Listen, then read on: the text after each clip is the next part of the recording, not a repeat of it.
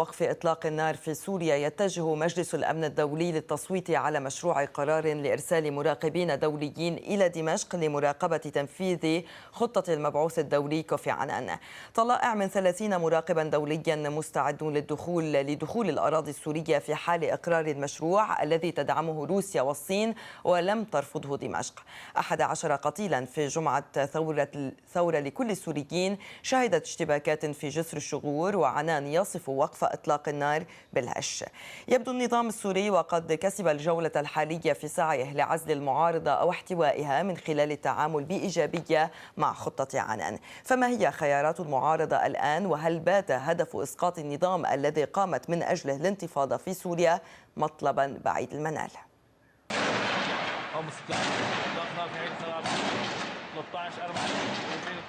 حي القرابيس في حمص في اليوم الثاني لإعلان وقف إطلاق النار في سوريا. الجمعة تحدثت الرشاشات، بينما تحدثت يوم الخميس نيران مدافع الدبابات. أما ريف إدلب فتخلل هدوءه اشتباك قصير في جسر الشغور في محيط خربة الجوز على الحدود السورية التركية، في المنطقة التي شهدت أول ظهور علني لمسلحين فيها قبل عام. في البداية إطلاق رصاص من قبل القوات النظامية رشقات باتجاه المجموعات المسلحة المنشقة. لم يكن أي رد نهائيا في البداية، حاولوا الانسحاب من المنطقة. استمر إطلاق النار من قبل القوات النظامية. جرى رد من بعض عناصر المجموعات المسلحة المنشقة. جرت اشتباكات، لم يسقط أي ضحايا في هذه الاشتباكات. أعادت القوات النظامية انسحابها إلى بعد 500 متر من المنطقة. قرية ياي لداغي التركية، وهي ملجأ للسوريين، سمعت إطلاق النار في خربة الجوز. سمعنا إطلاق النار وقد شعر كل أهل القرية بالخوف. ولكن دمشق قالت إن ما حدث على الحدود التركية ما هو إلا جزء من تطبيق خطة عنان وإعادة انتشار لقواتها.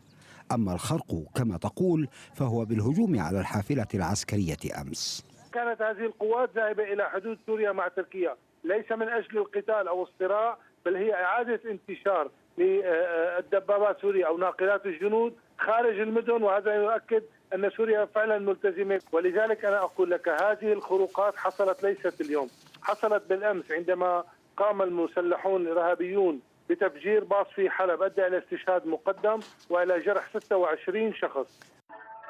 الحواجز العسكرية والأمنية لا تزال منتشرة في المناطق السورية الأخرى، كما تقتحم قوات الأمن مناطق لإجراء اعتقالات حسب الناشطين الذين أكدوا عدم انسحاب الآليات العسكرية النظامية من كافة المدن والقرى. وطوقت قوات الأمن منذ الصباح محيط المساجد في بعض المناطق تحسبا من مظاهرات الجمعة التي أتت باسم جمعة كل السوريين. ومع ذلك خرجت التظاهرات صباحا وقبل صلاة الجمعة كعادتها في بعض المناطق التي تصر على التظاهر السلمي بكل الأثمان. ولكن المناوشات تخرق اتفاق وقف إطلاق النار عندما تحاول قوات النظام قمع تظاهرات سلمية، فيرد عناصر الجيش الحر بهدف حماية التظاهرة من دون أن يتطور الأمر إلى مواجهات. ففي قرية بريديج بريف حماة أكد المرصد السوري لحقوق الإنسان مقتل مدني متأثرا بجراح أصيب بها مساء الخميس إثر إطلاق رصاص من قبل القوات النظامية السورية، وتدخل الجيش الحر في إثرها فقتل عنصرين من القوات النظامية. وليس بعيدا عن الوطن يريد هؤلاء اللاجئون السوريون في تركيا الهاربون من لظى القمع والاشتباكات من خطة عنان أن تحقق لهم ممرا آمنا للعودة إلى بلداتهم أو قراهم أو منازلهم. الامتحان يبدو عسيرا ومهمة عنان في أول طريقها، وفي ظل الاتهامات المتبادلة بين دمشق والمعارضة لا يمكن التوقع ما إذا كانت هذه المدافع ستكف عن صمتها أو تسكت إلى الأبد. حيان يعقوب، BBC. معنا من واشنطن الناشط السياسي محمد العبد الله، كما ينضم إلينا هنا في الاستوديو عمار وقاف عضو النادي الاجتماعي السوري في بريطانيا، وأيضا الأستاذ فواز جرجس مدير مركز دراسات الشرق الأوسط في جامعة لندن. سيد محمد العبد الله، أبدأ معك. اليوم يعني سجل انحسار في عدد القتلى، قد يكون أقل عدد قتلى منذ فترة طويلة جدا، ما اعتبره البعض مؤشر على التزام النظام السوري بخطة عنان وإعادة الكرة إلى ملعب المعارضة. كيف تراه أنت؟ لا، هو بطبيعة الحال هناك ضغوط كبيرة مورست على النظام السوري، لا سيما مورست من موسكو على وليد المعلم خلال زيارته الأخيرة قبل 3 أيام إلى موسكو للالتزام بوقف إطلاق النار. النظام السوري لم يلتزم كليا بوقف إطلاق النار، سجلت لجان التنسيق المحلية أكثر من 57 خرق لوقف إطلاق النار، لكنه تراجع عن استخدام الأسلحة الثقيلة المدفعية والهاون وراجمات الصواريخ، وعاد إلى القناصات والرصاص الحي المباشر بالرشاشات. لذلك تراجع أو انحسر عدد الشهداء اليوم. النظام السوري تحت ضغوط كبيرة، تحت المجهر وتحت إجماع مجلس الأمن لأول مرة على ضرورة وقف إطلاق النار. بغض النظر إن كان النظام السوري تحت ضغوط كبيرة أم لا، على الأرض خرجت تظاهرات سلمية وعدد القتلى انحسر بشكل كبير، يعني يتم الحديث عن 7 قتلى إلى 11 قتيلا بالمقارنة مع الأيام السابقة، ما يعني بأن النظام التزم بما تعهد به. ماذا عن المعارضة اليوم؟ لا، النظام لم يلتزم بما تعهد به سيدتي.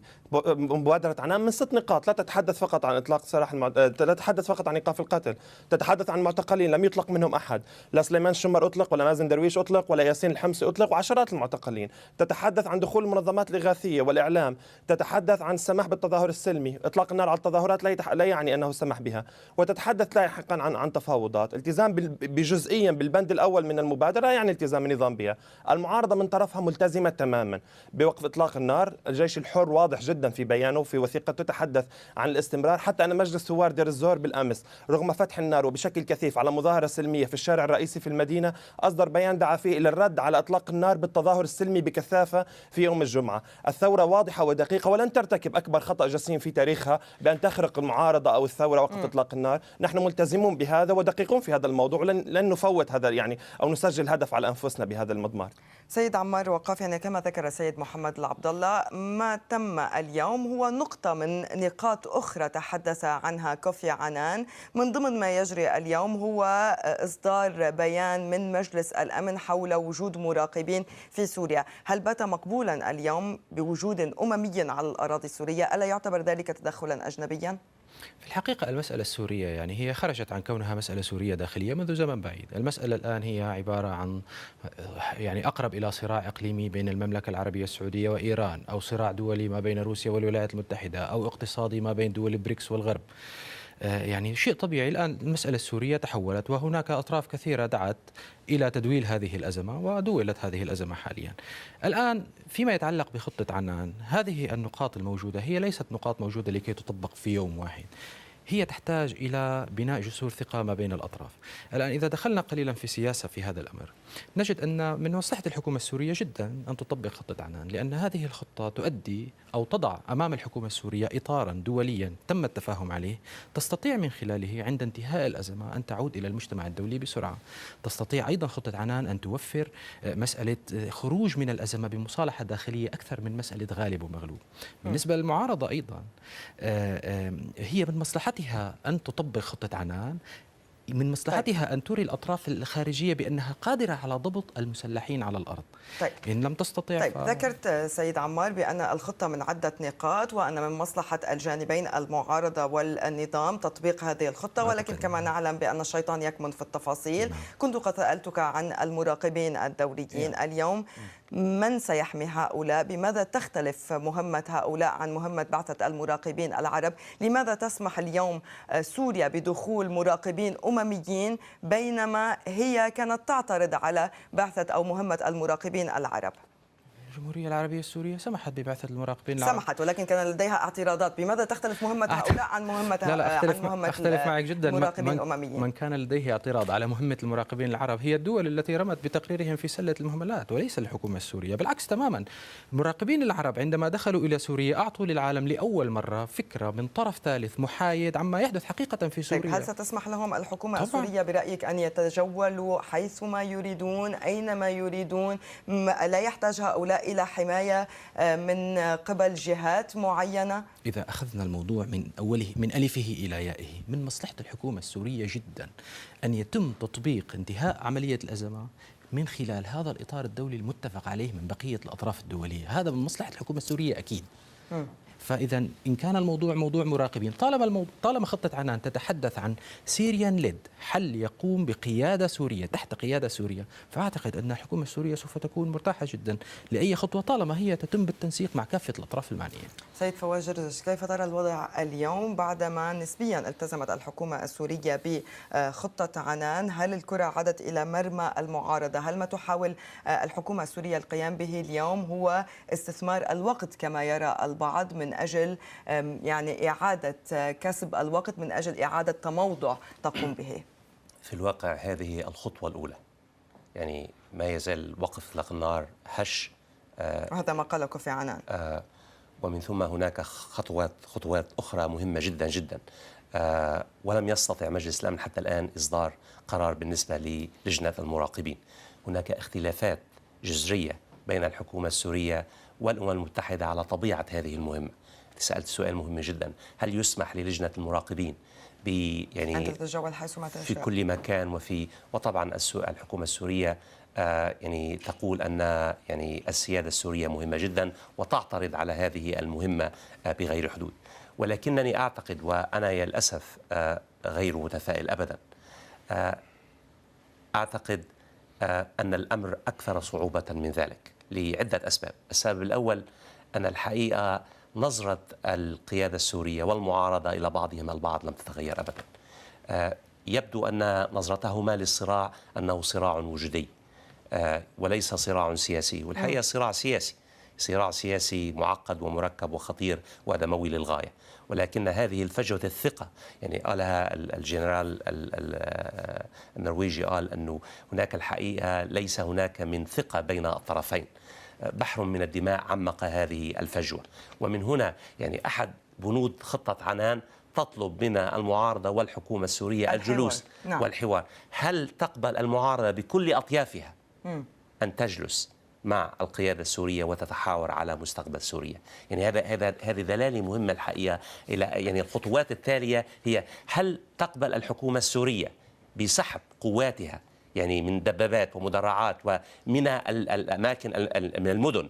لأن هذه الحقيقة خطوة خطيرة جدا، لأنه القيادة السورية جربتها خلال مهمة الجامعة العربية، طبعا يعني بطريقة محدودة، ولم تكن النتائج يعني مرضية بالنسبة للقيادة السورية. تتخوف لأنها يمكن أن تحدث خروقات أمنية وتسقط هذه المدن في يد الحراك السياسي المناهض للحكومة. سيد محمد العبد الله، السيد جرجس هنا يقول بأن هنالك عدم ثقة بين المعارضة والنظام، وأحدى البنود التي تنص عليها خطة عنان هي الحوار بين الجانبين. اليوم هنالك تشكيل المنبر الديمقراطي في مصر، هل يمكن أن يكون ذلك بديل عن المجلس الوطني الذي يرفض الحوار على لسان برهان غليون مع النظام السوري؟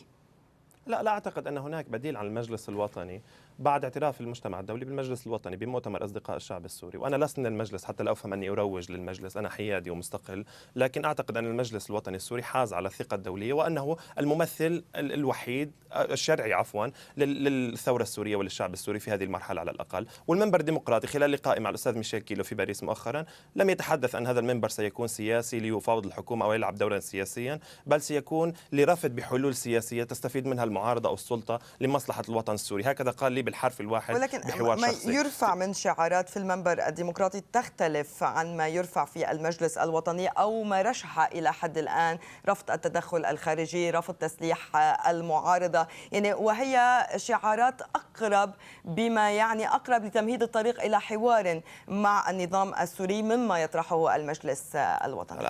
حاليا للأمانة معظم أعضاء المنبر الوطني حاليا الاجتماع الحاصل في القاهرة وكنت دعيت إليه ولم أقدر الحضور يعني بسبب اجتماع تأسيسي أسباب إلى حد الآن لوجستية. لا، كل الحاضرين هم ضيوف، أكثر من 200 شخص حاضرين ليسوا أعضاء، لن يكونوا أعضاء، سيحضرون النقاشات ثم سيغادروا. معظم أعضاء المنبر الديمقراطي هم من مخلفات هيئة التنسيق الوطني التي فقدت أي شرعية وأرضية في الشارع السوري بعد زياراتها المتكررة لطهران ولبكين ولموسكو، وتحاول إعادة تشكيل نفسها بما يعرف المنبر الديمقراطي. لن يكون لها أي حجم باعتبار أن حجمها في الشارع السوري في الداخل معدوم، وهذا النقيض أو الفرق الكبير بينها وبين المجلس الوطني السوري. كلام دكتور جرجس دقيق جدا عن انعدام الثقة، يعني شخص قتل 13,000 شخص، 13,000 مواطن سوري، على أي أساس سيكون هناك ثقة للجلوس معه؟ ومن هنا كلامك سيدتي الشيطان يكمن في التفاصيل. عندما نصل إلى البند الخامس من مبادرة عنان التي تتحدث عن الجلوس والحوار، المعارضة من وجهة نظرها أن الحوار سيكون على المرحلة الانتقالية، والسلطة سيكون من وجهة نظرها أنها ستشرك بعض الشخصيات المعارضة الوطنية بين هلالين في السلطة حتى ننهي الأزمة.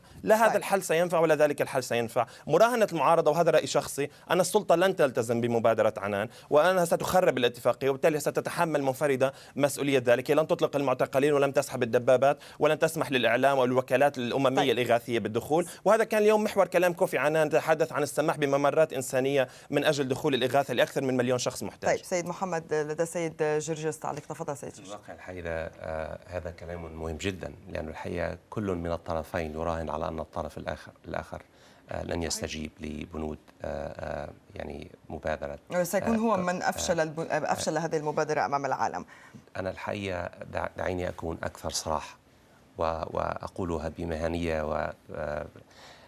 صحيح أن النظام السوري فشل في كسر شوكة المعارضة، سحق المعارضة، الإرادة السياسية للمعارضة، ولكن المعارضة الحقيقة هي في ورطة، أنا في أزمة مهمة جدا جدا لا شك فيه لعدة أسباب. الأزمة الحقيقية أن يبدو أن النظام السوري استطاع توجيه ضربات شبه قاتلة للجناح المسلح للمعارضة، مع أنه هذا جناح الحقيقة هو قليل العدد، مش عم نتكلم على قدرات ميدانية. النقطة الثانية الحقيقة والخطيرة، أنا أعتقد وكان خطأ استراتيجي مهم جدا أن المعارضة راهنت خلال الأشهر الأخيرة على تدخل دولي إلى درجة كبيرة، يعني أنه كانت تتوقع وتتمنى أن يحدث تدخل دولي، مع أنه أي قارئ للمسرح الدولي للقيادات الغربية والولايات المتحدة يدرك تماما أن ليس هناك من رغبة أو إرادة سياسية لدى الدول الغربية وحتى الولايات المتحدة لا في توجيه ضربات عسكرية أو في التدخل. ومن هنا الحقيقة، والشيء الأخير أقوله الحقيقة، أنا أعتقد ويمكن أن أكون مخطئا من خلال قراءتي للمعارضة وخاصة المجلس الوطني أن المعارضة تتجه إلى الحصول على المال والسلاح من أجل برؤية تغيير ميزان القوى على الأرض. وأعتقد أن هذه الاستراتيجية غير واعدة لأنها السيد عمار سعيد، ولكن أريد رد سريع من محمد على أن المعارضة اليوم في مأزق. محمد باختصار لو سمحت، أريد أن أتوجه إلى سيد عمار. المعارضة المسلحة المنشقين والأشخاص الذين حملوا السلاح للدفاع عن أنفسهم لم يدعموا عسكريا،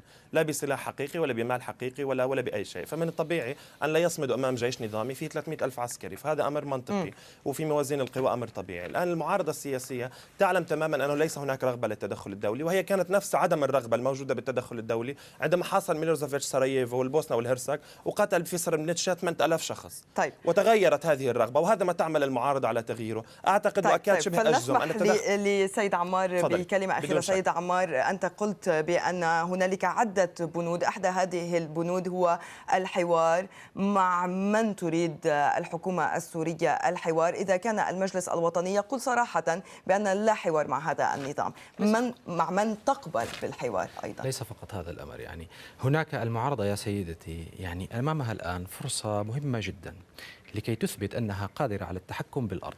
إن لم تستطع، الطريق الوحيد أمام المعارضة، لا نتحدث عن المعارضة، أيضا النظام عليه جايك بالحديث. إن لم تستطع المعارضة أن تثبت بأنها قادرة على التحكم بالأرض، فلماذا تجلس مع الحكومة السورية وتتحاور؟ يعني لماذا تريد الحكومة السورية أن تعطي المعارضة قياد الشارع بالمجان إذا لم يكن لهذه المعارضة وزن على الأرض وتستطيع كبح جماح المسلحين؟ لماذا تريد الحكومة السورية هل ستستطيع الحكومة السورية كبح جماح من ينزلون إلى الشارع ويطالبون برحيل النظام؟ يعني كل يوم هنالك تظاهرات تتزايد في سوريا تطالب برحيل النظام. لم تكن المشكلة الحقيقية في سوريا يوما شخص ينزل إلى الشارع ويطالب. أعتقد أن المشكلة كانت حقيقة هي شخص يحمل سلاح ضد الدولة. طيب.